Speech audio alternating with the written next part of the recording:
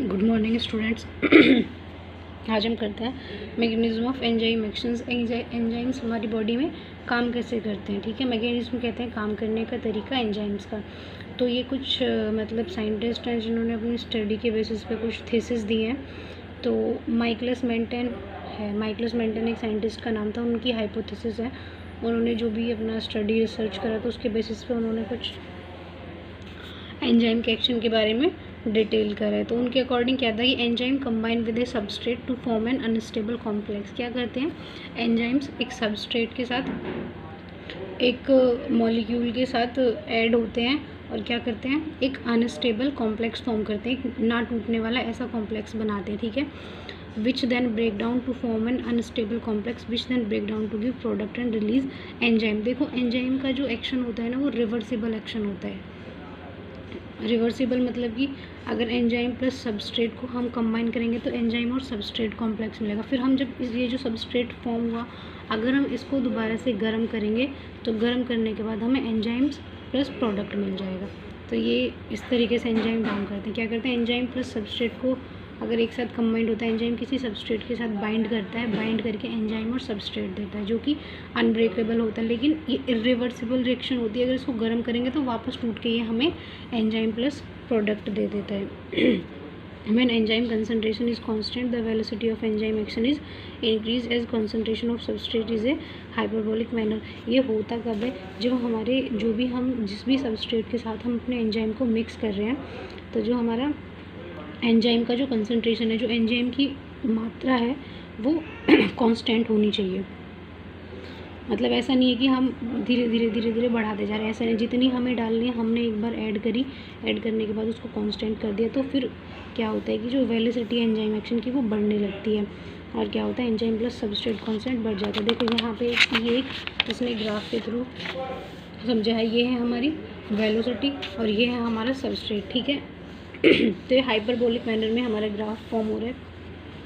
तो क्या है सबस्ट्रेट हमारा हमने यहाँ पे कांस्टेंट रखा है, ऐसे बढ़ाते नहीं जा रहे हैं, सिर्फ सबस्ट्रेट हमने क्या रखा है जो एंजाइम है उसकी कॉन्सेंट्रेशन को हमने क्या रखा है यहाँ पे कांस्टेंट रखा है। और उसके बाद क्या हुआ देखो वेलोसिटी जो है वो बढ़ते इस तरीके से वेलोसिटी बढ़ती जा रही है। तो इसमें ये ग्राफ प्लॉट होता है हाइपरबोलिक मैनर में। तो माइकलस मेंटन ने क्या बताया कि जो एंजाइम का किसी भी सबस्ट्रेट के साथ जब हम रिएक्शन करा दें तो वो कैसा होता है रिवर्सिबल रिएक्शन होता है, मतलब दोनों डायरेक्शन में होता है। पहले एंजाइम्स प्लस सबस्ट्रेट मिलकर हमें एंजाइम सबस्ट्रेट कॉम्प्लेक्स देते हैं, फिर जब एंजाइम और सबस्ट्रेट को हम गर्म करेंगे तो वापस वो हमें ब्रेक डाउन होकर एंजाइम प्लस प्रोडक्ट मिल जाएगा, ठीक है। और ये होता कैसे, ये रिएक्शन काम कैसे करती है, हमें क्या है एंजाइम के अमाउंट को कांस्टेंट रखना होता है जिससे कि हमारी एंजाइम की जो वेलोसिटी है वो बढ़ती जाती है और एक हाइपरबोलिक मैनर में बढ़ती है। इस तरीके से एंजाइम एक्ट करते हैं, ठीक है। अब नेक्स्ट हम बात करते हैं अपने हिल इक्वेशन की। अब हिल इक्वेशन में क्या कहा था कि कुछ एंजाइम्स जो होते हैं वो इस माइकलस मेंटन इक्वेशन को फॉलो नहीं करते हैं कि अगर एंजाइम्स प्लस सबस्ट्रेट मिलेगा तो एंजाइम सबस्ट्रेट देगा और वापस उसको ब्रेक डाउन करेंगे तो एंजाइम प्लस प्रोडक्ट हमें मिल जाएगा। तो कुछ एंजाइम्स, कुछ प्रोटीन मॉलिक्यूल ऐसे होते हैं जो इस चीज़ को फॉलो नहीं करते। तो उसके लिए एक हिल इक्वेशन किसी साइंटिस्ट ने दी थी। तो क्या होता है certain enzymes and protein like haemoglobin don't follow Michaelis Menten saturation. तो कुछ एंजाइम्स और प्रोटीन होते हैं जैसे कि हीमोग्लोबिन, एग्जाम्पल क्या है हीमोग्लोबिन जो है माइकलस मेंटन इक्वेशन को फॉलो नहीं करता है। In these cases, substrate is plotted against velocity. The saturation curve is not hyperbolic but sigmoid।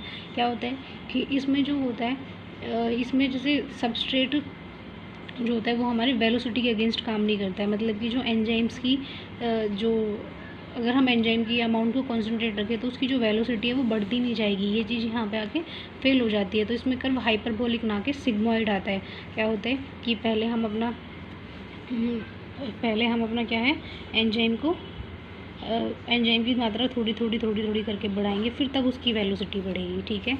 तो this indicates cooperative binding of substrate to multiple side. तो ये क्या करता है कि इसमें जो सबस्ट्रेट की बाइंडिंग होती है वो कोऑपरेटिव होती है, छोटी अलग अलग साइड्स पर होती है। जैसे एंजाइम प्लस सबस्ट्रेट मिलकर एंजाइम सबस्ट्रेट हो गया, इसमें क्या होता है सबस्ट्रेट जो होता है ना एंजाइम्स पे थोड़ी दूरी पे जाके बाइंड अप होता है। तो to evaluate sigmoid saturation kinetic Hill equation is employed. तो इसमें यही है, देखो वेलोसिटी यहाँ हो गई, यहाँ हो गया हमारा यहाँ पे हो गया हमारा सबस्ट्रेट, ठीक है। तो क्या हुआ कि यहाँ जब हमने उसमें उस वाले ग्राफ में देखा था तो हमने यहाँ पे एंजाइम की कंसंट्रेशन को क्या रखा था, कांस्टेंट रखा था। तो सीधा ऐसे सबस्ट्रेट के साथ मिला और इस तरीके से उसकी वेलोसिटी बढ़ती गई और उसने एंजाइम और सबस्ट्रेट कॉम्प्लेक्स फॉर्म कर दिया। लेकिन इसमें क्या है, हमें इसमें पहले अपने एंजाइम की मात्रा को धीरे धीरे धीरे यहाँ तक बढ़ाना होगा, फिर उसके बाद उसका रिजल्ट आएगा, ठीक है।